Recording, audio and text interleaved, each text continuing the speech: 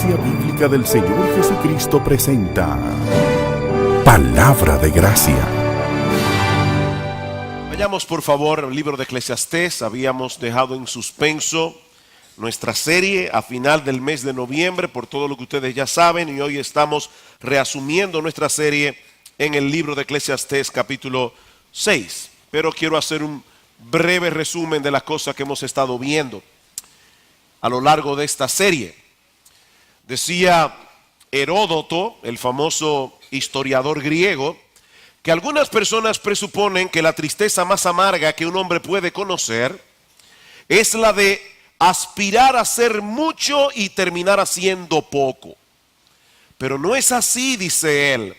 La tristeza más amarga que alguien puede experimentar es la de aspirar a hacer mucho, llegar a hacerlo, pero solo para darse cuenta que no valió la pena. La tristeza más amarga es aspirar a hacer mucho, llegar a hacerlo, pero solo para darse cuenta que no valió la pena el esfuerzo. Yo no creo que Heródoto haya leído el libro de Eclesiastés, pero estas palabras resumen en una forma bastante aproximada lo que Salomón está tratando de enseñarnos en este libro de las Escrituras, que resulta muy enigmático para muchas personas. Como hemos visto en los mensajes anteriores, Salomón trató de encontrar el sentido, el significado de la vida, dejando fuera a Dios de la ecuación, persiguiendo todas las cosas que este mundo ofrece y valora: conocimiento, placeres, posesiones, proyectos, riquezas, diversión. Pero al final terminó profundamente frustrado. Y no porque él no pudo alcanzar todas esas cosas, sino porque después de haberlas tenido en abundancia, se dio cuenta que ninguna de ellas puede dar al hombre una satisfacción plena y permanente. Dios ha puesto eternidad en el corazón de los hombres, dice en Eclesiastés capítulo 3, versículo 11, de manera que todo lo que se encuentre dentro de los límites de esta vida terrenal terminará siendo profundamente frustrante si ponemos allí toda nuestra esperanza. Eclesiastés capítulo 1, versículo 1. Palabras del predicador, hijo de David, rey en Jerusalén. Vanidad de vanidades, dijo el predicador, vanidad de vanidades, todo es vanidad. ¿Qué provecho tiene el hombre de todo su trabajo con que se afana debajo del sol? Esta es una frase clave que se repite 29 veces en todo el libro. Lo que Salomón quiere hacernos ver es que si todos nuestros anhelos, todas nuestras metas se limitan al aquí y ahora, si lo único que tomamos en cuenta en esta vida es esta vida, entonces nada tiene sentido. Si lo único que tomamos en cuenta en esta vida es esta vida, entonces nada tiene sentido. Vanidad de vanidades, dice Salomón, todo es vanidad. Otra frase clave para entender este libro: la palabra vanidad se repite 38 veces en Eclesiastés. Y era usada en el idioma hebreo para señalar aquello que no tiene sustancia, aquello que es inútil, aquello que no tiene valor. Por eso la Nueva Versión Internacional traduce esta frase: lo más absurdo de lo absurdo, lo más absurdo de lo absurdo, todo es absurdo. Si dejas a Dios y a la eternidad fuera de la ecuación, lo que te queda es una vida vacía, es una vida sin propósito, sumamente frustrante, sin importar cuántos éxitos tú logres alcanzar en términos terrenales. Por supuesto, la mayoría de las personas no piensan de ese modo. Créanme, la mayoría de las personas no piensan de ese modo. Aunque muchos dicen con aire dramático: el dinero y las posesiones no dan la felicidad. En el fondo de sus corazones la gente cree que sí. No importa lo que ellos digan con la boca, es el afán lo que revela lo que ellos piensan. Mis hermanos, escuchen lo que las personas suelen desearse en Año Nuevo. ¿Ustedes recuerdan hace poco? ¿Qué es lo que las personas suelen desearse en Año Nuevo? Salud, dinero y amor. Salud, dinero y amor. Se supone que si una persona disfruta de una vida saludable, de una buena posición económica y para colmo tiene a alguien que lo ame, tiene que tener necesariamente una vida feliz. Eso quiere decir que mucha gente presupone al menos dos cosas: que la felicidad depende directamente de nuestras circunstancias externas, y en segundo lugar, que la prosperidad es necesariamente buena y la adversidad es necesariamente mala. La gente cree eso, que la prosperidad es necesariamente buena y que la adversidad es necesariamente mala. De hecho, muchos presuponen que la prosperidad es una clara señal de la bendición de Dios, mientras que la adversidad es una señal inequívoca de su castigo y de su desaprobación. ¿No es eso lo que enseñan los llamados predicadores del evangelio de la prosperidad?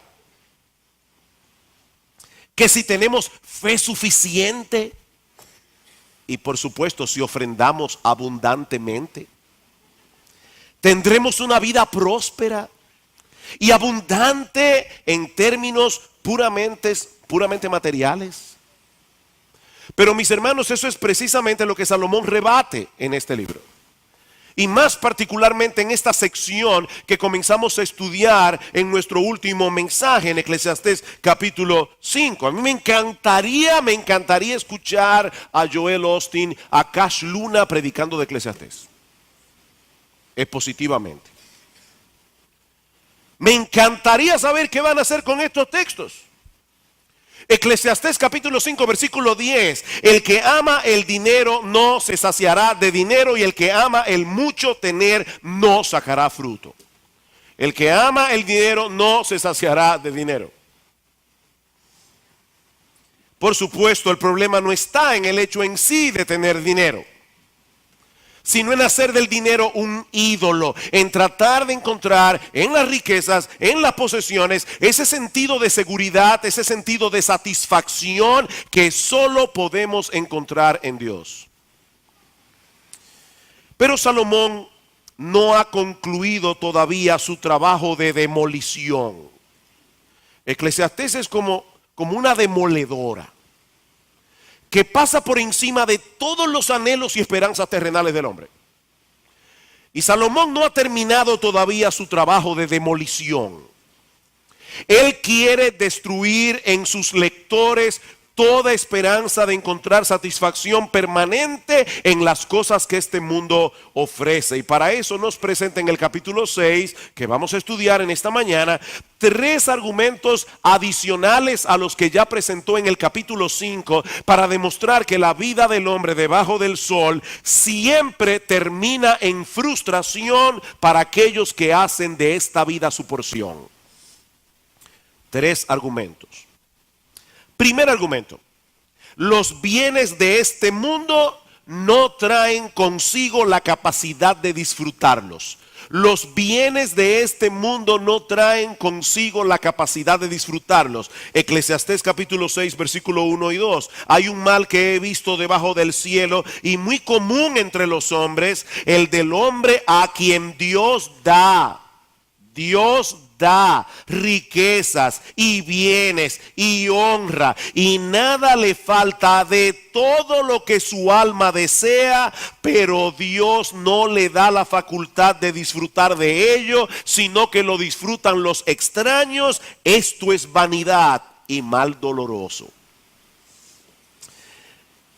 En el mensaje pasado, cuando estudiamos el capítulo 5 de Eclesiastés, una de las cosas que dijimos es que en el mundo hay un montón de cosas que son legítimamente disfrutables. Hay un montón de cosas que Dios creó para nuestro deleite y satisfacción, pero que son como esos juguetes que no vienen con la batería incluida. ¿Ustedes recuerdan eso? Seguramente muchos de ustedes han sufrido esa decepción cuando niños, ¿verdad? Día de Reyes, 6 de enero, es feriado, le entregan su caja con el juguete dentro, ¡ay, no hay batería! Y la batería no está incluida.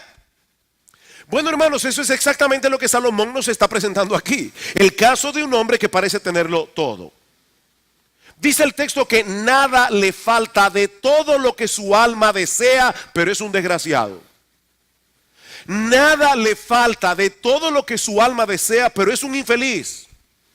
Y la razón de su infelicidad es que Dios no le ha dado la facultad de disfrutar lo que tiene. El regalo vino sin batería. Queridos hermanos, es Dios el que da las riquezas. Eso está claro en el texto. Es Dios el que da las riquezas. Y también está claro en el texto que es Él el que da la gracia para que nosotros podamos disfrutar las cosas que Él provee. El problema es que esas dos cosas vienen en caja diferente. Las riquezas y la capacidad de disfrutar de las riquezas vienen en dos cajas diferentes. Martín Lutero se refiere a estos versículos como la descripción de un hombre rico a quien no le falta nada para tener una vida buena y feliz, pero carece de ambas cosas. Su vida ni es buena ni es feliz. No solo tiene riquezas, dice Salomón, también tiene bienes y honra. En otras palabras, hermanos, este individuo es rico y famoso. Yo no voy a hacer el ejercicio aquí, pero si yo les pidiera de corazón que respondieran con verdad, ¿cuántos aquí quieren ser ricos y famosos? Yo creo que muchos levantarían la mano. Bueno, este hombre era rico y famoso. Él salía en todas las revistas de Israel, de sociedad. Estaba en todos los banquetes, todas las recepciones. Seguramente donde quiera que este individuo iba, todo el mundo lo reconocía y tal vez hasta les rendía pleitesía. Mis hermanos, si nos llevamos de la fachada, el tipo parece llevarse el mundo por delante. Pero la realidad de su vida era muy diferente. El texto no nos dice cuáles son las razones por las que este hombre no podía disfrutar de las cosas que tenía. Por lo menos no sabemos cuáles eran las razones visibles de por qué él no podía disfrutar. Tal vez estaba enfermo, tal vez estaba deprimido o tal vez era ese tipo de persona ansiosa que se angustia y se afana por todo. Quizás el caso más increíble del siglo XX fue Howard Hughes. Howard Hughes era muy rico y era muy famoso y era un paranoico. Y terminó su vida encerrado, enclaustrado en una habitación por temor a que lo quisieran matar, por temor a que le quisieran robar y aún por temor a los gérmenes. Vivió una vida increíblemente desgraciada. Ahora, nosotros no sabemos cuál es el caso, ¿verdad?, que tenemos aquí. Pero lo que sí está claro en nuestro texto es que al final de cuentas fue Dios el que no le dio la facultad para disfrutarlo. Eso está claro, ¿verdad? Salomón dice aquí hay un mal doloroso al que Dios le da riquezas y bienes y honra y nada le falta de todo lo que su alma desea, pero Dios no le da la facultad de disfrutarlo. Dios no se la da. Como dice un comentarista, las cosas no siempre son lo que parecen ser. La prosperidad sin el don del disfrute no es nada. De hecho, dice este comentarista, la riqueza que Dios da sin el poder que solamente Dios puede dar de disfrutar de ellas es una enfermedad grande. Eso nos enseña, mis hermanos, que nuestro Dios es la fuente de todo verdadero deleite y de toda verdadera alegría. Él no es un matagozo cósmico que está aburrido en el cielo, empeñado en que todo el mundo comparta su aburrimiento. Yo sé que esa es la imagen que mucha gente, sobre todo muchos jóvenes, tienen de Dios, pero esa no es la imagen que la Biblia presenta de Dios. Él no es un matagozo cósmico. Pablo dice en 1 Timoteo, a su hijo Timoteo en la fe, que mande a los ricos de la iglesia que no sean altivos, que no pongan la esperanza en las riquezas, las cuales son inciertas, sino en el Dios vivo que nos da todas las cosas en abundancia. ¿Para qué? Para que las disfrutemos. Dios nos da las cosas para que las disfrutemos. Y en Proverbios capítulo 10 versículo 22 dice que es la bendición de Dios la que enriquece, y luego el texto añade que Dios no añade tristeza con esa bendición. Pero ese no es el caso del hombre que Salomón describe en este pasaje de Eclesiastés. No solo no se le ha dado la facultad de disfrutar de lo que tiene, es peor todavía. El texto dice que lo disfrutan los extraños. Y esto es vanidad y mal doloroso, dice en el versículo 2. Este es el tipo de persona como la que habla David en el Salmo 39:6. Dice, ciertamente como una sombra es el hombre, ciertamente en vano se afana, amontona riquezas y no sabe quién las recogerá. Ya Salomón había hablado de esto en Eclesiastés capítulo 2, versículo 21. El hombre que trabaja, dice él, con sabiduría y con ciencia y con rectitud. Oigan esto, un hombre honesto en su trabajo. Él trabajó con sabiduría, con ciencia y con rectitud, pero al final tiene que dejarle su hacienda a hombre que nunca trabajó en eso. Y dice Salomón, también esto es vanidad y mal grande. Esto es frustrante.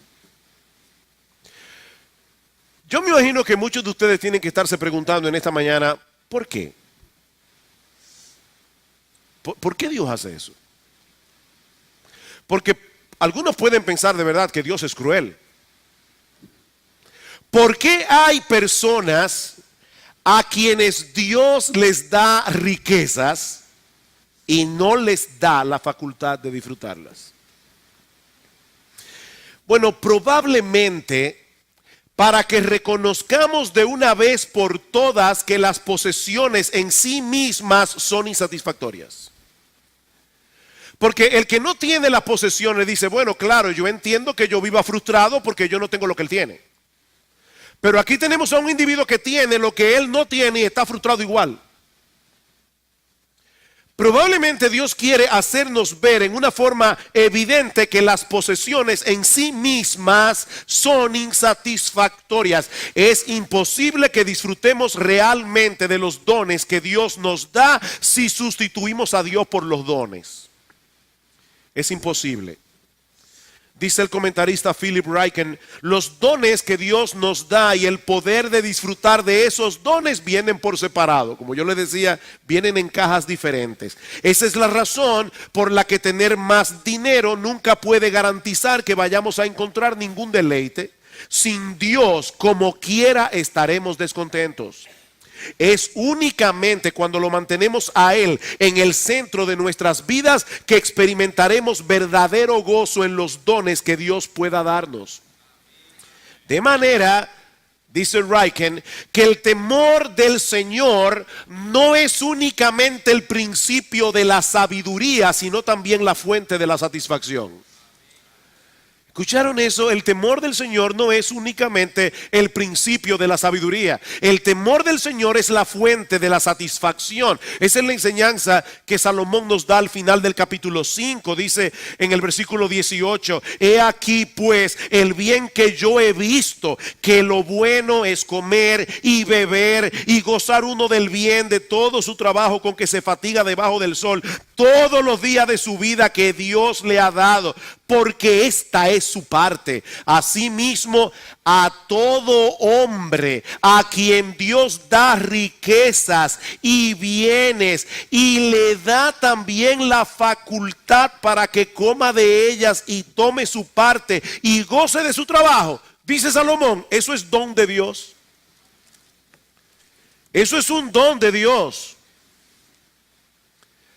Mis queridos hermanos, el llamado de Dios no es recluirnos en un monasterio. El llamado de Dios no es que vivamos vidas ascéticas privándonos de todo. No, lo que debemos hacer es colocar a Dios en el centro de nuestras vidas, de tal manera que podamos vivir el presente y aún disfrutar el presente, pero recordando siempre que el más grande de los dones que Dios nos ha dado no es un carro grande, no es una casa cómoda, no es un buen matrimonio, no son hijos obedientes. El don más grande que Dios nos ha dado es conocerlo a Él en Jesucristo.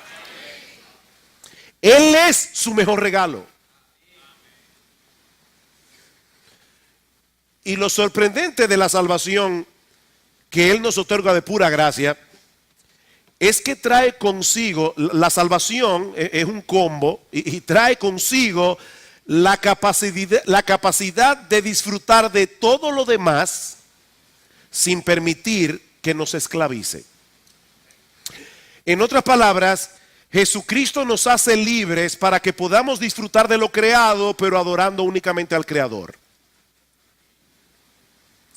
Pero el hombre que pierde de vista a Dios y hace un ídolo de los dones que Dios da, termina perdiendo a Dios e imposibilitado de disfrutar de los dones que Dios le dio.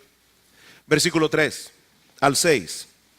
Aunque el hombre engendrare 100 hijos y viviere muchos años, y los días de su edad fueren numerosos, si su alma no se sació del bien y también careció de sepultura, yo digo que un abortivo es mejor que él, porque el abortivo, el niño que fue abortado, en vano viene y a las tinieblas va, y con tinieblas su nombre es cubierto. Además, no ha visto el sol, ni lo ha conocido, más reposo tiene el hijo abortado, que aquel. Porque si aquel viviere 1000 años 2 veces sin gustar del bien, ¿no van todos al mismo lugar? Salomón está describiendo aquí el mejor tipo de vida que muchas personas pudieran desear en los días del Antiguo Testamento. Un judío típico pensaba que la mayor bendición que un hombre pudiera llegar a tener era engendrar muchos hijos. ¿Recuerdan la frustración de Lea, la frustración de Raquel, la frustración de Ana, cuando Penina le enseñaba todos sus hijos y le decía, yo no sé qué te pasa a ti, pero yo salgo embarazada todos los años? O sea, para un judío típico, tener muchos hijos era una bendición. Hoy día eso es un problema. No queremos más de uno y demasiado dos. Pero así no pensaban los judíos. Y por otro lado, vivir una larga vida. Y por supuesto, tener una buena posición económica. Bueno, este hombre tenía todo eso. Y en abundancia. Hablando en un lenguaje evidentemente hiperbólico, Salomón lo describe como teniendo 100 hijos. Por supuesto, ningún matrimonio monógamo puede llegar a tener 100 hijos. Eso es una hipérbole. De hecho, Roboam, el hijo de Salomón, tuvo 88 hijos. Tal cual el padre, tal cual el hijo. Ahora, por supuesto, Roboam tuvo 18 esposas y 60 concubinas, así sí. Pero en un matrimonio monógamo nadie llega a 100 hijos. Aparte de eso, dice el texto que este hombre vivió el doble de Matusalén. Él vivió 1000 años 2 veces, dice en el versículo 6. Pero no importa cuántos hijos haya tenido, no importa cuántos años haya podido vivir, ni cuán abultada era su cuenta bancaria, si él no pudo disfrutar y no pudo disfrutar de todo lo que tenía, dice Salomón, un abortivo es mejor que él. Estas son palabras fuertes, hermanos. Lo que Salomón está diciendo aquí es que hubiera sido mejor para ese individuo haberse muerto al momento de nacer. Hubiera sido mejor. Este individuo era un pobre hombre rico. Era un pobre hombre rico. Ahora, noten un detalle importante en la mitad del versículo 3. La clave para explicar el porqué de su insatisfacción se encuentra allí. Dice, si su alma no se sació del bien, yo digo que un abortivo es mejor que él. Ustedes ven lo irónico del texto. Este hombre tenía todo lo que su alma deseaba, materialmente hablando, pero su alma nunca se sació del bien. Su alma, aunque tenía muchas cosas que deseaba, su alma, su espíritu, nunca se sació del verdadero bien. Y es que ninguna de las cosas que este mundo ofrece puede llenar satisfactoriamente el vacío de nuestras almas. Su larga vida fue una cadena de frustraciones sin un final feliz. Por eso el texto dice que este hombre careció de sepultura. Y esta era una imagen que se usaba en el Antiguo Testamento para referirse a una persona que moría en deshonra. Es probable que haya muerto en batalla. Pero también es probable que a la larga haya sido despreciado por su propia familia. Tenía 100 hijos y nadie fue a su funeral. 100 hijos y nadie lo enterró. El punto es que todos sus bienes no le sirvieron de nada cuando tuvo que enfrentarse cara a cara con el postrer enemigo del hombre, la muerte. Y Salomón se pregunta, ¿acaso no hubiera sido mejor para este hombre no haber nacido? ¿O haberse muerto en el momento del nacimiento? Una criatura abortada no tiene que pasar por todas las penurias que ese hombre pasó. Dice él su nombre, el nombre del niño abortado, quedó cubierto en tinieblas, dice en el versículo 4. Y dice que ni siquiera su nombre fue conocido y se está no refiriéndose al hecho de que los padres no le pusieron nombre a la criatura.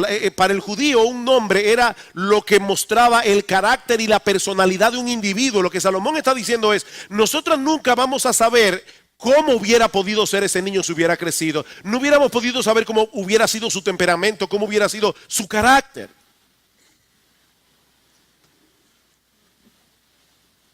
Pero evidentemente ese niño abortado tuvo más reposo que este hombre que vivió el doble de Matusalén.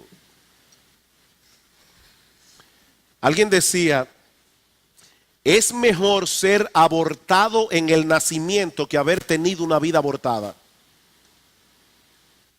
Es mejor ser abortado en el nacimiento que haber tenido una vida abortada. Este individuo tuvo una vida abortada. Mis hermanos y amigos que están aquí en esta mañana, ¿cuál es la enseñanza de estos versículos? Que los bienes de este mundo y la facultad de disfrutar de ellos vienen en cajas separadas y que muchas veces Dios deja a propósito de proveer las dos cosas al mismo tiempo a la misma persona para que el hombre entienda que sin él esta vida es una total frustración. Esa es la enseñanza. No importa cuánto tengas, si tú no tienes a Dios, mi amigo, tú no tienes nada. Y de la misma manera, no importa que tú no tengas nada, si tú tienes a Dios, mi amigo, tú lo tienes todo. Tú tienes todo lo que realmente vale la pena. Pero hay otro argumento que Salomón nos presenta en este pasaje. Y es que nuestros deseos y apetitos nunca se sacian de los bienes de este mundo, aun cuando pueda disfrutar de ellos. Nuestros deseos y apetitos nunca se sacian de los bienes de este mundo, aun cuando pueda disfrutar de ellos. Capítulo 6, versículo 7. Todo el trabajo del hombre es para su boca, y con todo eso su deseo no se sacia. Todo el trabajo del hombre es para su boca, y con todo su deseo no se sacia. En los versículos 1 y 2, Salomón nos presentó a un hombre que tenía todo lo que su alma podía desear, pero no tenía la facultad de disfrutar de lo que tenía. El cuadro que él está presentando ahora es distinto. Lo que él nos hace ver en estos versículos es de que independientemente de que tú llegues a saciar tu apetito hoy, mañana tendrás apetito otra vez. Ese es el problema. Y aunque allí se habla del apetito por la comida, en realidad puede aplicarse a cualquier cosa. El deseo regresa día tras día. Comemos hoy para tener fuerza para trabajar. ¿Y todo eso para qué? Para ganarnos el dinero necesario para comprar el alimento que vamos a desear mañana. Esa es la vida del hombre. En otras palabras, el sentido de satisfacción dura poco. ¿Tú comiste esta semana alguna buena comida? ¿O algún buen postre? Que cuando tú terminaste dijiste, wow, óyeme, esto sí que estuvo bueno. Ok, ¿y tú crees que cuando tú llegas a tu casa al mediodía ya por esa comida que te comiste el miércoles, el lunes, el martes, ya tú no vas a comer otra vez? Ya esa satisfacción se fue hace rato. No te sirve de nada ahora. El sentido de satisfacción dura poco. Mis hermanos, esta es una realidad para todos, para el sabio, para el necio, para el pobre, para el rico, versículo 8. Porque ¿qué más tiene el sabio que el necio en este aspecto? ¿Qué más tiene el pobre que supo caminar entre los vivos? Aquí tenemos a un individuo pobre pero consciente, un individuo pobre que se sabe comportar. Y dice Salomón, al final de cuentas, el apetito de ninguno de los dos quedará satisfecho. Así que en ese sentido, el sabio no tiene más ventaja que el necio. ¿Es algo malo trabajar y aún tratar de satisfacer nuestros deseos legítimos? Por supuesto que no. Pero Salomón quiere hacernos ver que si toda nuestra vida consiste en satisfacer nuestros deseos y apetitos, terminaremos en frustración porque los deseos nunca se sacian. Nunca. En la mitología griega hay un personaje famoso llamado Sísifo, que por haber provocado la ira de Zeus, Sísifo fue condenado al Tártaro, donde estaba obligado eternamente a llevar una piedra arrastrada hasta lo alto de la colina, y siempre que estaba casi llegando a la cima, la piedra caía otra vez, así que él debía de nuevo volver a rodarla a la cima. Una y otra vez, una y otra vez, una y otra vez por toda la eternidad. No importa cuánto podamos satisfacer nuestros deseos, nuestra carne siempre pide más. Por eso alguien decía que nuestros deseos siempre andan de viaje, pero nunca llegan al destino. Nuestros deseos siempre andan de viaje. Tú siempre se estás deseando otra cosa que la que tú no tienes. No hay nada más bello que lo que nunca he tenido, nada más amado que lo que perdí. ¿Recuerdan a Serrat?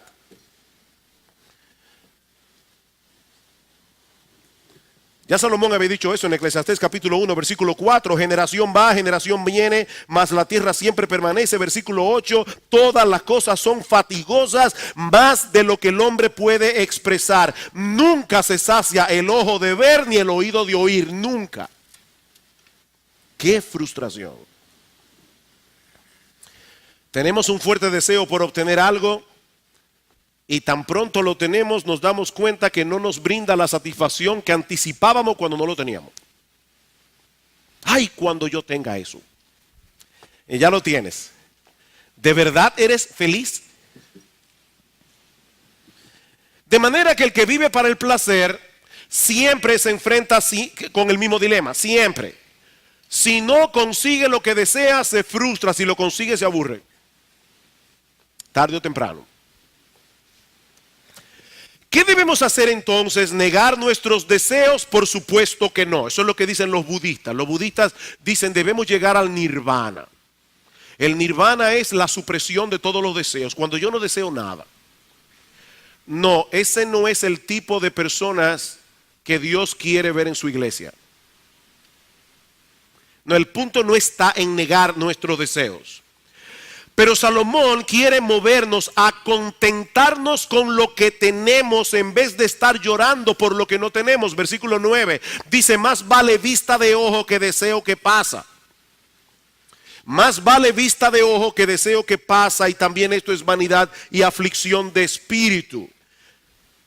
La versión de las Américas dice: mejor es lo que ven los ojos que lo que el alma desea, lo que tú tienes ahí delante. Esta es la versión bíblica de más vale pájaro, hermano, que sigue volando. Eso es lo que el texto enseña.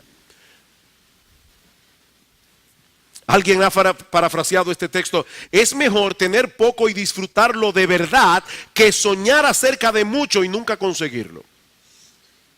Es mejor tener poco y disfrutarlo de verdad que soñar acerca de mucho y nunca conseguirlo. Sin embargo, y aunque es correcto y piadoso aprender a contentarse con lo que uno tiene, Filipenses capítulo 4, dice Pablo: yo he aprendido a contentarme cualquiera que sea mi situación. Yo sé vivir humildemente, yo sé tener abundancia, dice Pablo.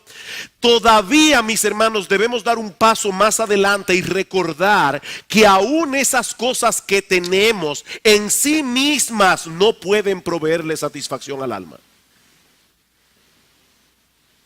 No permanentemente. Escuchen cómo lo dice C.S. Lewis. Si encuentro en mí mismo un deseo que nada de este mundo puede satisfacer, la explicación más probable es que yo fui creado para otro mundo. Es lógico.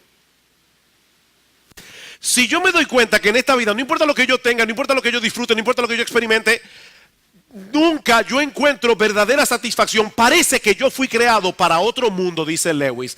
Si ninguno de mis placeres terrenales lo satisface ese deseo, eso no demuestra que el universo es un fraude. Probablemente los placeres terrenales nunca estuvieron destinados a satisfacer esos deseos, sino solo a despertarlos y a sugerir lo auténtico. Y lo auténtico, mi amado hermano, mi amada hermana, nunca será hallado debajo del sol. Lo auténtico nunca será hallado de este lado de la eternidad. Eso fue lo que el Señor Jesucristo le dijo a la mujer samaritana junto al pozo de Jacob. El que bebiere de esta agua volverá a tener sed, pero el que bebiere del agua que yo le daré no tendrá sed jamás, sino el agua que yo le daré será en él una fuente de agua que salte para vida eterna. Eso es lo que Cristo ofrece. Ahora hay un aspecto más en este pasaje que llena de frustración la vida del hombre sin Dios. Y es el hecho incontrovertible de que el control de nuestra vida no se encuentra en nuestras manos. El control de nuestra vida no se encuentra en nuestras manos. Versículo 10. Y aclaro que esta es la porción más difícil de este texto. Respecto de lo que es, ya ha mucho que tiene nombre, y se sabe que es hombre, y que no puede contender con aquel que es más poderoso que él. ¿De qué está hablando Salomón aquí? Bueno, déjeme leérselo de la versión de las Américas. A lo que ya existe, ya se le ha dado nombre, y se sabe lo que es un hombre. Él no puede contender con el que es más fuerte que él. En la cultura hebrea, poner un nombre era señal de autoridad y de posesión. Nosotros le ponemos nombre a lo que es nuestro, ¿verdad? Aquello sobre lo cual tenemos autoridad. Bueno, Dios le ha puesto nombre a todo lo que existe, incluyendo al hombre. Génesis capítulo 1. Y llamó Dios a la luz día, a la tiniebla noche, y llamó Dios, y llamó Dios. Dios fue definiendo todas las cosas que él iba haciendo, incluyendo al hombre. ¿Qué implica eso, mis hermanos? Que Dios conoce y define todas las cosas, incluyendo lo que un hombre es y cuáles son sus limitaciones. Nosotros quisiéramos cambiar las definiciones de Dios y hacer que el mundo funcione de otro modo, pero esa es una labor inútil, dice Salomón, porque el hombre no puede contender que en aquel que es más poderoso. Eso es lo que Salomón está diciendo en pocas palabras. Si no te gusta cómo son las cosas en este mundo, ¿realmente tú crees que tienes la capacidad de redefinirlas? Si Dios ha dicho que una acción es pecaminosa, ¿piensas tú que tú tienes la autoridad para determinar que no lo es? Mira, tú puedes ser todo lo embajador que tú quieras, tú puedes ser presidente de la nación más poderosa del mundo. El matrimonio homosexual es un pecado. ¿Y sabes por qué es un pecado? Porque Dios lo dijo y se acabó. Nosotros no podemos redefinir las cosas. Las cosas son como Dios dice que son. Punto. Se acabó. Nadie puede redefinir lo que dice Dios. Eso es lo que Salomón está diciendo aquí. Mira, si Dios ha decretado que el hombre no encuentra satisfacción en las cosas de este mundo, cuando lo sustituimos a Él por esas cosas, ¿de verdad tú crees que vas a poder encontrar deleite y satisfacción viviendo de espaldas a Dios? No vas a poder, porque Dios decretó que eso no fuera posible. Ay del que pleitea con su hacedor, dice Isaías 49:5. El tiesto con los tiestos de la tierra en una campaña peleando contra el hacedor. Como decía algo que leí recientemente en internet, decía: a la vasija se le subió el barro a la cabeza y ahora dice que no hay alfarero. Es el problema del hombre. A la vasija se le subió el barro a la cabeza y ahora dice que no hay alfarero, que él salió de la nada. Romanos 9:20, mas antes, oh hombre, ¿quién eres tú para que alterques con Dios? Dirá el vaso de barro al que lo formó, ¿por qué me has hecho así?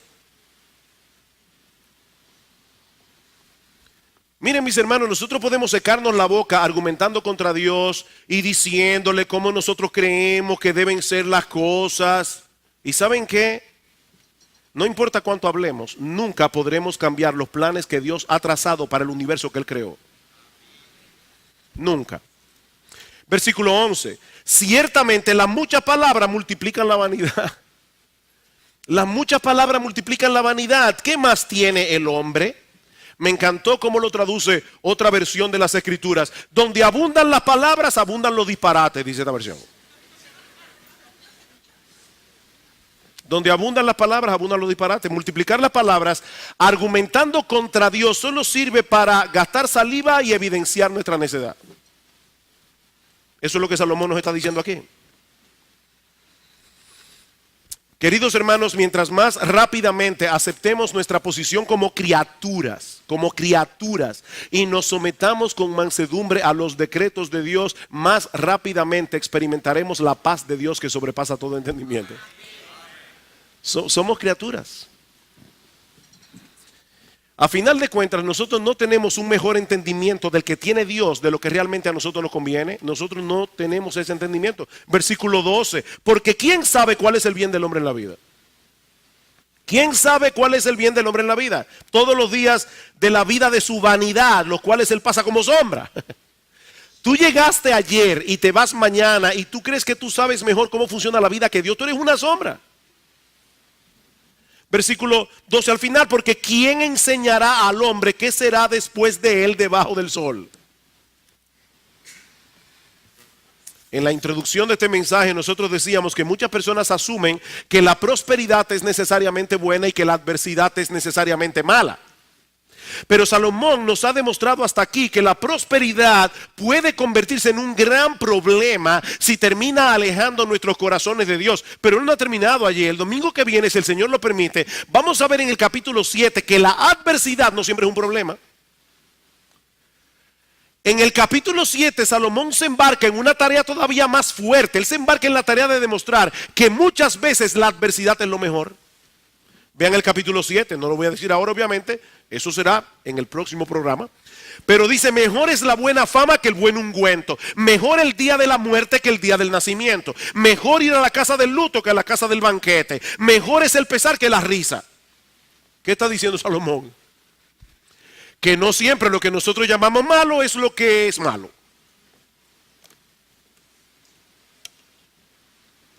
Así que ¿quién sabe cuál es el bien del hombre en la tierra, en la vida?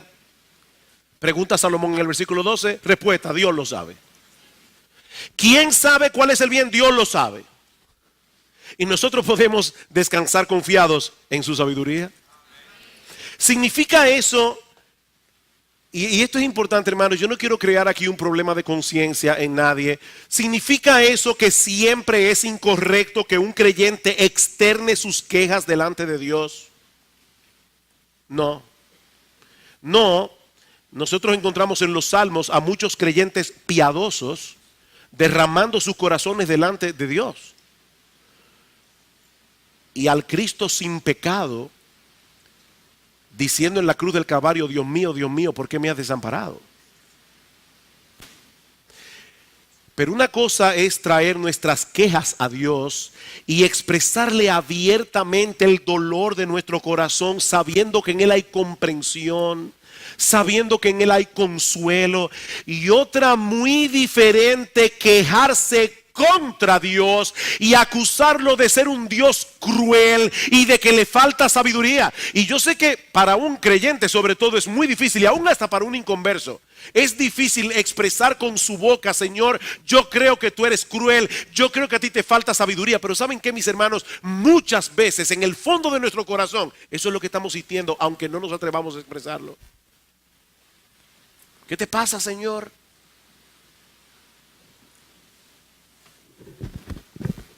Miren, mis hermanos, si nosotros pudiéramos cambiar en lo más mínimo el guión que Dios escribió para nuestras vidas, podemos estar completamente seguros de que no será para mejorarlo, será para dañarlo. Alguien ha dicho, lo que Dios quiere para nosotros es siempre lo mejor, porque Él sabe más acerca de nosotros que lo que nosotros sabemos. Siempre es lo mejor. Y muchas veces Dios nos impide alcanzar lo que queremos porque Él sabe que corremos el peligro de convertir esas cosas que queremos en un ídolo que nos robe la bendición de disfrutarlo únicamente a Él. Es por eso que en el Nuevo Testamento encontramos la extraña ley de ganar perdiendo. La extraña ley de ganar perdiendo. El que haya su vida la perderá. Y el que pierda su vida por causa de mí la hallará. Hay que perder la vida para hallar la vida. ¿Sabes lo que eso significa, mi amigo que estás aquí en esta mañana? Que debemos colocar a Cristo en el centro de nuestras vidas. Que debemos dejar de adorarnos a nosotros mismos. Que debemos dejar de adorar cualquier otra cosa de este mundo para adorarlo únicamente a Él. El hombre que hace eso, el hombre que pierde su vida para vivir para Cristo, entonces encuentra su vida. Pero el que rechaza el señorío de Cristo porque no quiere dejar de ser el centro de su propio universo, terminará perdiendo por completo su vida. Cristo vino a buscar y a salvar lo que se había perdido. Así que en esta vida todavía hay oportunidad para ser encontrado y restaurado por Dios, para hacer aquello para lo cual Dios nos hizo, glorificarle a Él y gozar de Él por siempre. ¿Cómo Dios hace eso? Abriendo los ojos de nuestro entendimiento por medio del Evangelio para que podamos vernos como somos, como Dios nos describe, como pecadores culpables, merecedores del juicio de Dios, merecedores del infierno. Y para que veamos a Cristo no solo como el único que puede salvar nuestras almas de la condenación, sino como el único que puede satisfacer los anhelos más profundos del alma.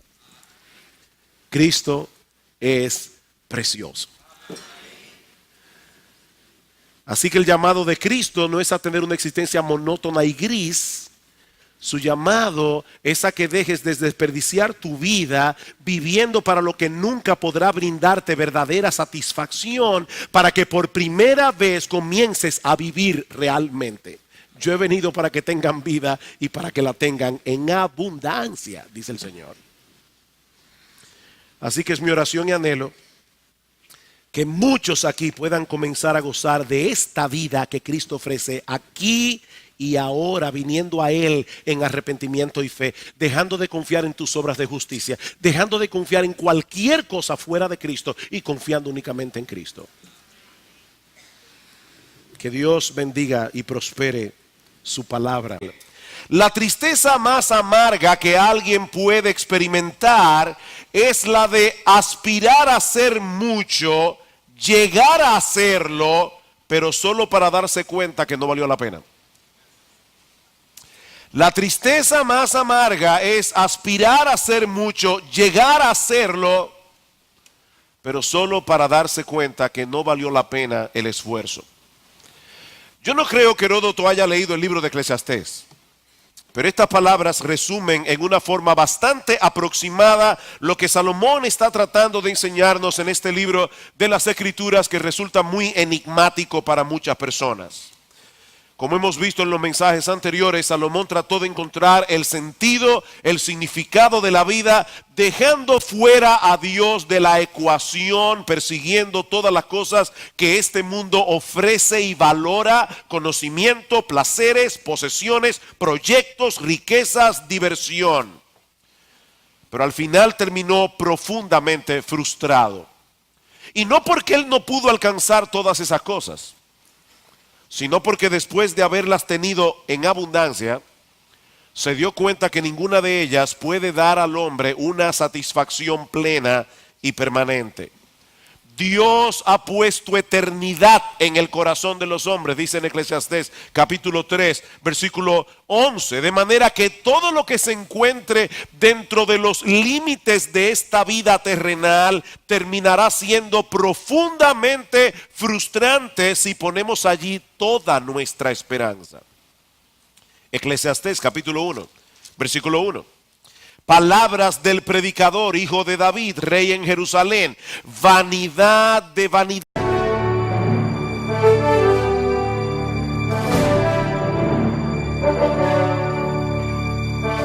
La Iglesia Bíblica del Señor Jesucristo presenta Palabra de Gracia. Vayamos por favor al libro de Eclesiastés. Habíamos dejado en suspenso nuestra serie a final del mes de noviembre, por todo lo que ustedes ya saben, y hoy estamos reasumiendo nuestra serie en el libro de Eclesiastés capítulo 6. Pero quiero hacer un breve resumen de las cosas que hemos estado viendo a lo largo de esta serie. Decía Heródoto, el famoso historiador griego, que algunas personas presuponen que la tristeza más amarga que un hombre puede conocer es la de aspirar a hacer mucho y terminar haciendo poco. Pero no es así, dice él. Vanidades, dijo el predicador, vanidad de vanidades, todo es vanidad. ¿Qué provecho tiene el hombre de todo su trabajo con que se afana debajo del sol? Esta es una frase clave que se repite 29 veces en todo el libro. Lo que Salomón quiere hacernos ver es que si todos nuestros anhelos, todas nuestras metas se limitan al aquí y ahora, si lo único que tomamos en cuenta en esta vida es esta vida, entonces nada tiene sentido. Si lo único que tomamos en cuenta en esta vida es esta vida, entonces nada tiene sentido. Vanidad de vanidades, dice Salomón, todo es vanidad. Otra frase clave para entender este libro. La palabra vanidad se repite 38 veces en Eclesiastés. Y era usada en el idioma hebreo para señalar aquello que no tiene sustancia, aquello que es inútil, aquello que no tiene valor. Por eso la Nueva Versión Internacional traduce esta frase: lo más absurdo de lo absurdo, lo más absurdo de lo absurdo, todo es absurdo. Si dejas a Dios y a la eternidad fuera de la ecuación, lo que te queda es una vida vacía, es una vida sin propósito, sumamente frustrante, sin importar cuántos éxitos tú logres alcanzar en términos terrenales. Por supuesto, la mayoría de las personas no piensan de ese modo. Créanme, la mayoría de las personas no piensan de ese modo. Aunque muchos dicen con aire dramático, el dinero y las posesiones